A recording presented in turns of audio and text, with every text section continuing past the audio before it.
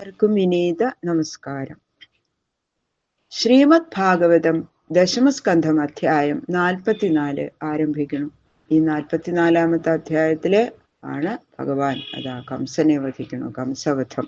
അങ്ങനെ ആ മല്ലയുദ്ധം തുടങ്ങുകയാണ്. ചാണൂരനും ഭഗവാനും തമ്മിലാണ്, മുഷ്ടികനും ബലരാമനും തമ്മില്. ഇത്രയും കാണികൾക്ക് വളരെ രസം കാണാൻ.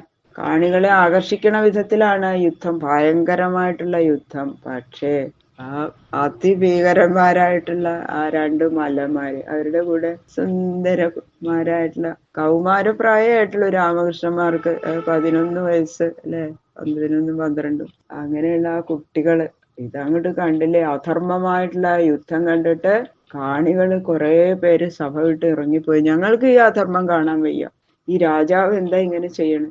ചിലര് തല താഴ്ത്തി നിന്നു, ചിലര് കണ്ണീരൊഴുക്കാൻ തുടങ്ങി, അങ്ങനെ അവര് കരയാൻ തുടങ്ങി. ചിലര് സഭാവാസികളുടെ സങ്കടം കണ്ട് ഭഗവാൻ മല്ലന്മാരെ വധിക്കാനായിട്ട് അങ്ങോട്ട് ഒരുങ്ങി. ചാണൂരിന്റെ കൈ പിടിച്ച് തലയ്ക്ക് മീതെ വട്ടം ചുറ്റിച്ച് ഭൂമിയിൽ അടിച്ചങ്ങോട്ട് കൊന്നു. ഇത് കണ്ട ഉടനെ ബലരാമനും മുഷ്ടികനെ തലയ്ക്ക് മീതെ ചുഴറ്റി അടിച്ചു കൊന്നു. പിന്നീട് യുദ്ധത്തിന് വന്ന അവരെയൊക്കെ ബലരാമൻ കൊന്നു. ശലതോശലകന്മാരെ ഭഗവാനും നിഗ്രഹിച്ചു. ആചാര്യന്മാരായിരുന്ന 5 മല്ലന്മാരെ രാമകൃഷ്ണന്മാര് കൊന്നത് കണ്ടപ്പോ ബാക്കിയുള്ള മല്ലന്മാരെല്ലാം ഓടി രക്ഷപ്പെട്ടു. മല്ലയുദ്ധത്തിനുള്ള കൊട്ട് പിന്നെ ഇങ്ങനെ കൊട്ട് തുടർന്നുകൊണ്ടിരിക്കുക. അപ്പൊ രസം ഭഗവാന്. അപ്പൊ ഭഗവാൻ സഭാവാസികളെ രസിപ്പിക്കാനായിട്ട് ആ ഗോപബാലന്മാരോട് കൂടിയിട്ടേ അങ്ങോട്ട് യുദ്ധം. അതങ്ങനെ കളിക്കാറുണ്ടല്ലോ കൊട്ട്, അത് നല്ല രസം. അപ്പൊ ഇവരെ രസിപ്പിക്കാന്ന് വിചാരിച്ചിട്ട് അവരോട് കൂടിയിട്ടുള്ള യുദ്ധം അങ്ങോട്ട് തുടങ്ങി. അപ്പൊ അത് കണ്ടപ്പോ സഭയിലുള്ളവർക്കൊക്കെ നല്ല രസം, അവര് ആനന്ദഭരിതരായി.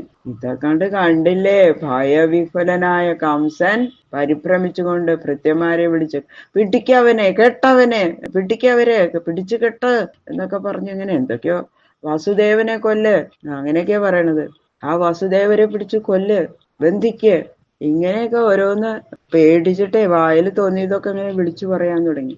അതങ്ങോട്ട് കേട്ടപ്പോ ഭഗവാൻ ഇനി താമസിക്കേണ്ട വിചാരിച്ചിട്ട് ലഖിമ എന്നുള്ള സിദ്ധി കൊണ്ട് ഉയർന്ന മഞ്ചത്തിലേക്ക് ഒരൊറ്റ ചാട്ടം കംസന്റെ മുടിയിൽ പിടിച്ച് വട്ടം ചുറ്റിച്ച് താഴോട്ട് തള്ളിയിട്ടു.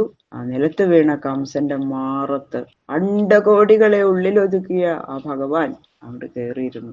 ഭയഭക്തി അല്ലെ, കംസനതല്ലേ, ഭയഭക്തിയാൽ ജന്മാന്തരം മുഴുവൻ തന്നെ ഭഗവാനെ നിരന്തരം സ്മരണ ചെയ്ത കംസൻ ആ സച്ചിദാനന്ദ സ്വരൂപനെ തന്റെ മാറത്തങ്ങനെ കണ്ടുകൊണ്ട് ദേഹം ഉപേക്ഷിച്ച് സാരൂപ്യത്തെ പ്രാപിച്ചു. അങ്ങനെ കംസന്റെ അനുജന്മാരായിട്ടുള്ള കങ്കൻ, അങ്ങനെ കുറെ പേരുണ്ട്. അവരെയൊക്കെ ബലരാമൻ നിഗ്രഹിച്ചു. ആ മരിച്ചു കിടന്ന കംസന്റെ മൃതദേഹത്തിൽ കെട്ടിപ്പിടിച്ച് കരയാൻ തുടങ്ങി ഭാര്യമാര്. അപ്പൊ അവരെയൊക്കെ സമാധാനിപ്പിച്ച് അവരെ അന്തപുരത്തിലേക്ക് പറഞ്ഞയച്ചു. പിന്നീട് ജയിലിൽ കിടക്കുന്ന ആ ദേവകി വസുദേവന്മാരുടെ അടുത്ത് ചെന്ന് അവരെ ജയിലിൽ നിന്നും മോചിപ്പിച്ച് അവരുടെ പാദത്തിൽ അങ്ങോട്ട് വീണ് നമസ്കരിക്കുകയാണ് രണ്ടുപേരും. തന്റെ പുത്രന്മാര് സാക്ഷാൽ ഈശ്വരന്മാരാണ് എന്ന ബോധം കൊണ്ട് അവര് ബഹുമാനത്തോടു കൂടി ഇങ്ങനെ തൊഴുത് നിൽക്കുക. അവര് കെട്ടിപ്പിടിക്കുകയല്ല, എന്റെ കുട്ടികളാണെന്ന് അവർക്ക്, അതിനേക്കാൾ അവര് ഈശ്വരന്മാരാണ് എന്ന് വിചാരിച്ച് അവരിങ്ങനെ ബഹുമാനത്തോടു കൂടി തൊഴുതു നിൽക്കണു ദേവകി വസുദേവന്മാര്. അഥ ശ്രീമൽ ഭാഗവത ദശമസ്കന്ധ ചതുശ്ചത്വാരിംശോऽധ്യായ കൃഷ്ണായ വാസുദേവായ ദേവകീ നന്ദനായ ച നന്ദഗോപകുമാരായ ഗോവിന്ദായ നമോ നമഃ. കോമളം കൂജയൻ വേണും ശ്യാമളോയം കുമാരക വേദവേദ്യം പരം ബ്രഹ്മ ഭാസതാം പുരതോ മമ. കഥാമയീം ഭാഗവതാഭിധാനാം ഹരേ തനുംദേ ചരിതൈ ത്വദീയൈ യഥാമതി ത്വൽപരിതോഷകാമസ്തൗമി പ്രസീദാച്യുത മാരുതേശ. നാരായണം നമസ്കൃത്യ നരം ചൈവ നരോത്തമം ദേവീം സരസ്വതീം വ്യാസം തതോ ജയമുദീരയേത്. മൂകം കരോതി വാചാലം പങ്കും ലംഘയതേ ഗിരിം യത്കൃപാതമഹം വന്ദേ പരമാനന്ദമാധവം. ഗംഗണപതയേ നമ. സംസരസ്വത്യേ നമ. ഗുരുഭ്യോ നമ. ഓം നമോ ഭഗവതേ വാസുദേവായ. ഓം നമോ ഭഗവതേ വാസുദേവായ. ഓം നമോ ഭഗവതേ വാസുദേവായ. ശ്രീശുക ഉവാച ഏവം ചർച്ചിതസങ്കൽപ്പോ ഭഗവാൻ മധുസൂദന ആസസാദാഥ ചാണൂരം മുഷ്ടികം രോഹിണീസുത. ശ്രീശുക ബ്രഹ്മർഷി പറയാണ്, ഇങ്ങനെ മുമ്പ് തന്നെ സങ്കല്പിച്ച, അതുപോലെ മധുസൂദനായിട്ടുള്ള ഭഗവാൻ ശ്രീകൃഷ്ണൻ യുദ്ധം ചെയ്യാനായിട്ട് ചാണൂരിന്റെ അടുത്ത് നിന്നു. ബലരാമൻ മുഷ്ടികന്റെ അടുത്തേക്കും ചെന്നു. ഹസ്താഭ്യാം ഹസ്തയോർബദ്ധ്വാ പദ്ഭ്യാമേവ ച പാദയോ വിചകർഷതുരന്യോന്യം പ്രസഹ്യ വിജിഗീഷയാ.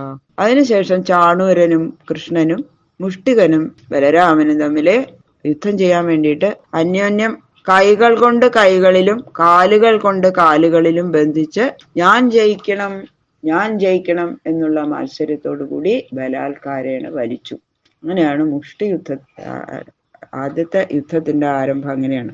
അരത്നീദ്വേ അരത്നീഭ്യാം ജാനുഭ്യാം ജൈവ ജാനുനി ശിരശീർഷ്ണോരസോരസ്തൗ അന്യോന്യമഭിജഗ്നതു.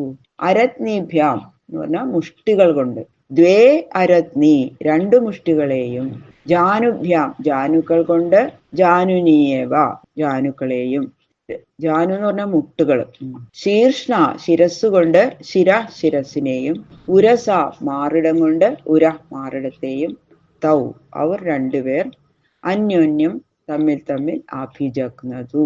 ദ്വന്ദ്വയുദ്ധം എങ്ങനെയാ ചെയ്തതെന്ന് വിവരിക്കാണ്.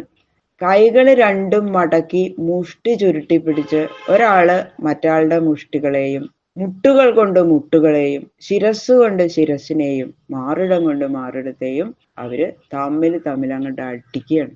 പരിഭ്രാമണ വിക്ഷേപ പരിരംഭാവപാദനേ ഉത്സർപ്പണാപസർപ്പണേശ്ച അന്യോന്യം പ്രത്യരുന്ധതാം.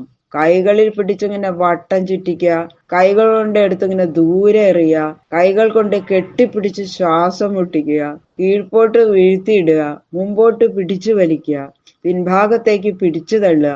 ഇങ്ങനെ പ്രവൃത്തികൾ കൊണ്ട് ഒരാള് മറ്റൊരാളെ തടഞ്ഞു നിർത്തി. ഉത്ഥാപനേ ഉന്നയനേ ചാലനേ സ്ഥാപനേരവി പരസ്പരം ജിഗീഷന്തൗ അപചക്രതു ആത്മനാ. വീണ് കിടക്കുന്ന ഒരാളുടെ കാലുകളെയും മുട്ടുകളെയും കൂട്ടിച്ചേർത്ത് പിടിച്ചിങ്ങനെ എടുത്തു പൊക്കുക, കൈകൾ കൊണ്ട് ദേഹത്തെ ഉയർത്തി പിടിക്കുക, കഴുത്ത് മുതലായ അവയവങ്ങളിൽ നിന്ന് പിടുത്തം വിടുവിച്ച് ഓടിക്കുക, കൈകാലുകളെ ഇളക്കാനാവാത്ത വിധം പിടിച്ചു നിർത്തുക. ഇങ്ങനെയൊക്കെയാണ് അവര് യുദ്ധം ചെയ്യണതിന് ഉപദ്രവം. അങ്ങോട്ടും ഇങ്ങോട്ടും ഭയങ്കര യുദ്ധം. തത് ബലാബലവത് യുദ്ധം സമേതാ സർവയോഷിത ഊജു പരസ്പരം രാജൻ സാനുകമ്പാവരൂധശ. അവിടെ കണ്ടുകൊണ്ടിരിക്കുന്ന സ്ത്രീകളൊക്കെ ഉണ്ടല്ലോ, അവരൊക്കെ അങ്ങോട്ട് സഹിക്കണില്ലേ അത് കണ്ടിട്ട്. ആ രാമകൃഷ്ണന്മാരോട് വളരെ അനുകമ്പ തോന്നുകയാണ്. ഇതെന്താ യുദ്ധം ചെയ്യണ രണ്ട് ഭീകരന്മാരായിട്ടുള്ള മല്ലന്മാര്, എന്നാ ഇവരോ രാമകൃഷ്ണന്മാരോ രണ്ട് കുട്ടികള്. അവര് രണ്ടുപേരും ബലവാന്മാരും മറുഭാഗത്തുള്ള കൃഷ്ണനും ബലരാമനും ബലഹീനരും ആണെന്നാണ് അവർക്ക് തോന്നിയത്. അപ്പൊ അവര് അന്യോന്യം പറയുകയാണ്, ഇങ്ങനെ എന്തൊരു കഷ്ടാണിത് ഇങ്ങനെ പറഞ്ഞിട്ട് ഇതാ വിലപിക്കണത് എന്താന്ന് 10 ശ്ലോകം കൊണ്ട് വിസ്തരിക്കണം. ബാക്കിയുള്ള ശ്ലോകങ്ങള് നാളെ നോക്കാം. സർവത്ര ഗോവിന്ദ നാമ സങ്കീർത്തനം ഗോവിന്ദ ഗോവിന്ദ.